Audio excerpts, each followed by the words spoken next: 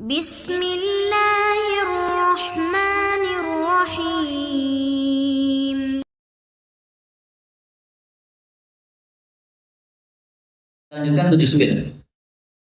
Wa an Abdullah bin Amr radhiyallahu anhu qala qala Rasulullah sallallahu alaihi wasallam afdalu paling afdal as-shaumi puasa, maksudnya puasa sunnah, adalah shaumu akhi, puasa saudara saya Dawud, Nabi Dawud alaihi salam, bapaknya Nabi Sulaiman.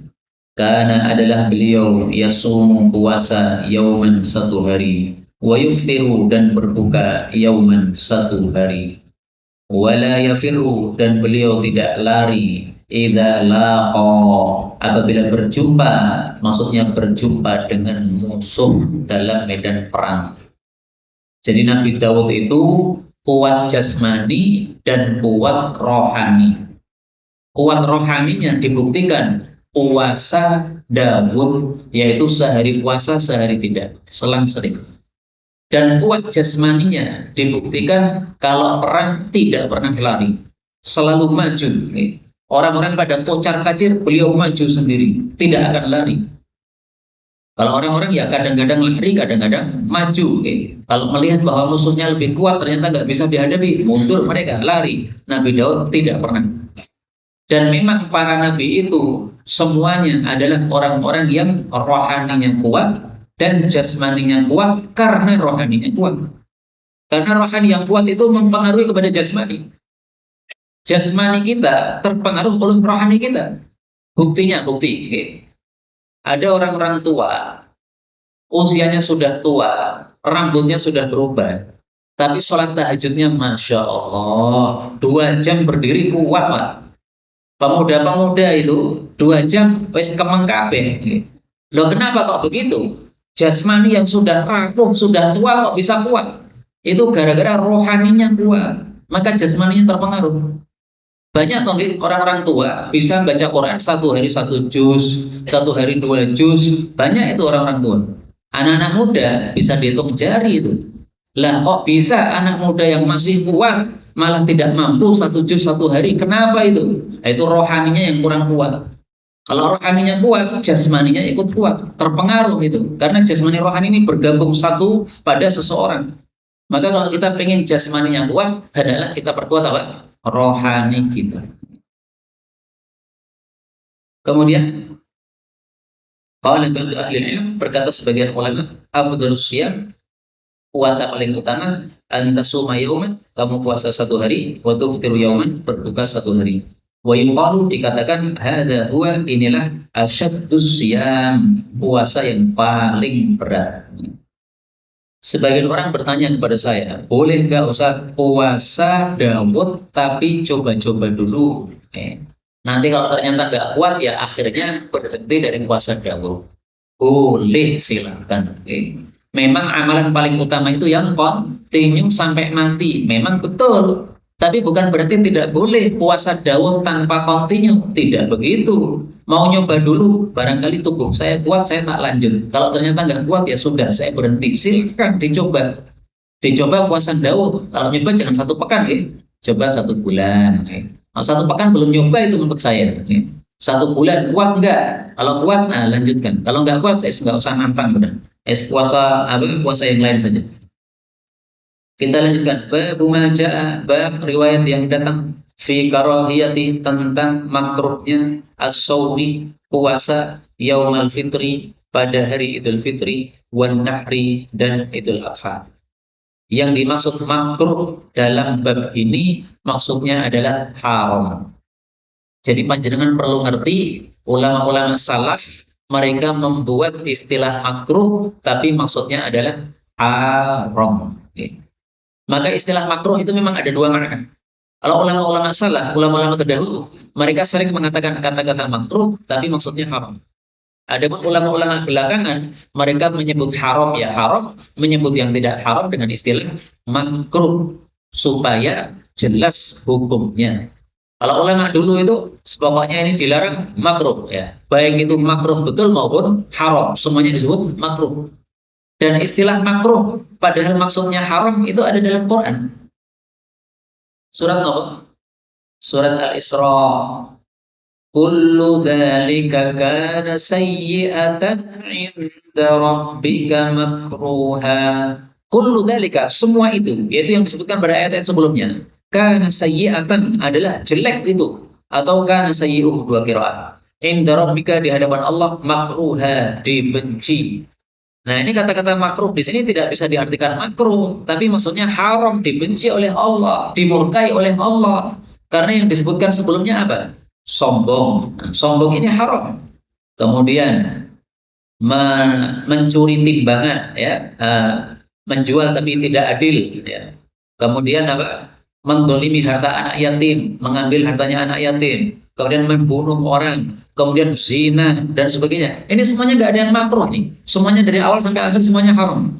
Maka istilah makruh dalam Quran berbeda dengan istilah makruh dalam ilmu fikih.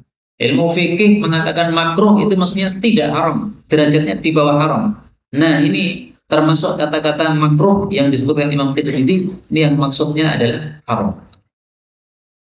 Hadis 80. Wa an Abi Humaid Maula Abdurrahman bin Auf radhiyallahu anhu qala syahidtu, aku menghadiri Umar bin Al-Khattab, Sayyidina Umar, fi yaumin nahri, pada hari Idul Adha. Bada'a, dia memulai bis salati, salat, yaitu salat Id, qabla al-khutbah, sebelum khutbah. Thumma qala, kemudian Umar berkata, sami'tu Rasulullah sallallahu alaihi wasallam, aku dengar Nabi yanha, melarang, an saumi, dari berpuasa, hadainil yaumain, dua hari ini. Yaitu apa? Amma yaumul fitri, adapun hari raya Idul Fitri. Fafitrukum, maka itu adalah berbukanya kalian, min saumikum, dari puasa kalian. Wa'idun, dan hari raya lil muslimin, untuk kaum muslimin. Jadi tidak sepantasnya puasa. Oh, hari raya itu harus bahagia, kok malah lapar puasa, enggak pas nih. Wa amma yaumul adha, adapun hari raya Idul Adha, fakulu, maka makanlah, min luhumi, dari daging-daging, nusukikum, sembelian-sembelian kalian. Karena daging sembelian kita itu sama dengan hidangan dari Allah Subhanahu wa taala. Allah kasih kita duit, setelah itu Allah suruh kita untuk menyembelih korban, setelah itu Allah menyuruh kita makan, berarti kan hidangan dari Allah. Allah memberikan hidangan, malah kita puasa, itu nggak sopan sama Allah. Makanya puasa dua hari ini para ulama sepakat haram hukumnya, tidak boleh. Dan andaikan ada orang nekat tetap puasa pada dua hari raya ini, satu, puasanya tidak sah, dua, dia berdosa. Berdosa kenapa? Karena melanggar aturan.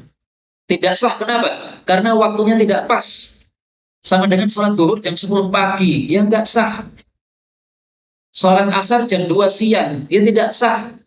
Kecuali kalau musafir, di jamak sholatnya duhur dan asar jam 2 siang, nggak masalah. Tapi kondisi normal, kita tidak safar, sholat asar jam 2, ya tidak sah, belum waktunya. Sama juga puasa Idul Fitri, Idul Adha, bukan waktunya. 81. Wa an Abi Sa'id al-Khudri radhiyallahu anhu qala, naha, telah melarang Rasulullah sallallahu alaihi wasallam, an siyamaini, dari dua puasa, yaumil adha, hari Idul Adha, wa yaumil fitri, dan hari Idul Fitri.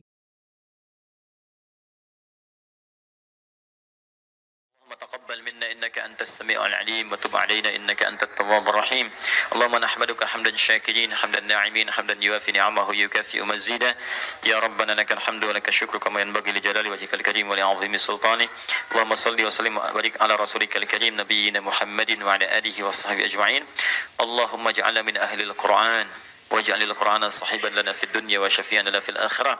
Ya Allah, jadikan kami termasuk ahli Al-Qur'an. Jadikan Al-Qur'an sebagai sahabat kami di dunia, syafaat bagi kami di akhirat. Allahumma nawwir ya Allah qulubana binuril Qur'an. Ya Allah, sinari hati kami dengan cahaya Al-Qur'an. Wa nawwir akhlaqana binuril Qur'an. Ya Allah, sinari akhlak kami dengan cahaya Al-Qur'an. Allahumma nawwir hayatana binuril Qur'an, a'ilatana binuril Qur'an, quburana binuril Qur'an. Ya Allah, sinari kehidupan kami dengan cahaya Al-Qur'an. Sinari keluarga kami dengan cahaya Al-Qur'an. Sinari alam kubur kami kelak dengan cahaya Al-Quran. Allahumma ya arhamar rahimin, taqabbal minna jami' amalina salihah. Ya Allah, mohon terima seluruh amal kami, jadikan itu soleh dalam pandangan-Mu ya Rabbal Alamin. Rabbana yassir lana wa la tu'assir alaina. Ya Allah, mudahkan semua urusan kami, jangan berikan kesulitan pada kehidupan kami. La tada'lana fi maqamina hadha dhanban illa ghafartah. Jika ada pendosa hadir di ta'lim ini, jangan biarkan dia meninggalkan tempat ini ya Allah, kecuali Engkau telah ampuni segala dosanya. Wala hamman illa farajtah. Jika ada yang tengah gelisah, jangan biarkan dia meninggalkan majlis ini, kecuali Engkau telah tenangkan keadaan hatinya. Allahumma wala maridan illa syafaitah. Jangan ada ya Allah orang sakit di tempat ini, kecuali Engkau sembuhkan penyakitnya. Allahumma ya Allah, Rabbana atina fid dunya hasanah wa fil akhirati hasanah wa qina adzabannar. Bifadlika subhana rabbika rabbil izzati amma yasifun. والسلام على المرسلين وآخر دعوانا سبحانك اللهم وبحمدك أشهد أن لا إله إلا أنت نستغفرك ونتوب إليك والحمد لله رب العالمين ثم السلام عليكم ورحمة الله وبركاته.